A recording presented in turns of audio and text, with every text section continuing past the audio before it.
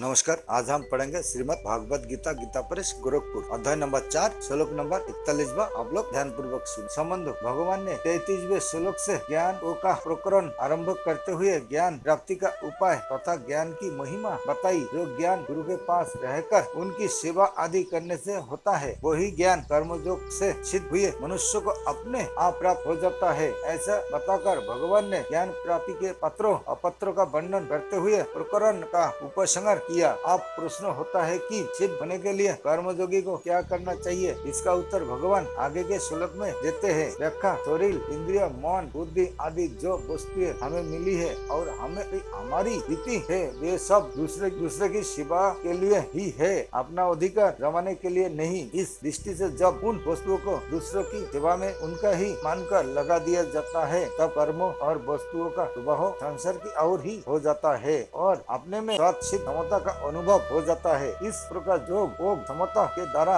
जिसने कर्मों से संबंध निश्चित कर लिया है, वह पुरुष जब कर्मयोगी कर्मों में अकर्म तथा अकर्म में कर्म दिखता है, अर्थात कर्म करते हुए अथवा न करते हुए दोनों अवस्था में निरंतर असंग रहता है, तब वही वास्तव में मनुष्य के भीतर प्राय ये संचय रहता है कि कर्म करते हुए ही कर्मों से अपना संबंध विच्छेद कैसे होगा, अपने लिए कुछ न करे तो अपना कल्याण कैसे होगा आदि। परंतु जब वह कर्मों के तत्व को अपनी तरह जान लेता है, तब उसके समस्त संचय मिट जाते हैं। उसे इस बात का स्पष्ट ज्ञान हो जाता है कि कर्म और उसके फलों का आदि और अंत होता है, पर स्वरूप सदा युग का युग रहता है। इसलिए कर्म मात्र का संबंध पर संसार के साथ है, स्वयं स्वरूप के साथ बिल्कुल नहीं। इस दृष्टि से अपने लिए कर्म करने से कर्म के साथ संबंध जोड़ जाते हैं और निष्काम भाव पूर्वक केवल दूसरे के लिए कर्म करने से कर्मों से संबंध विच्छेद हो जाता है। इससे सिद्ध होता है कि अपना कल्याण दूसरे के लिए कर्म करने से ही होता है, अपने लिए कर्म करने से नहीं। कर्मयोगी को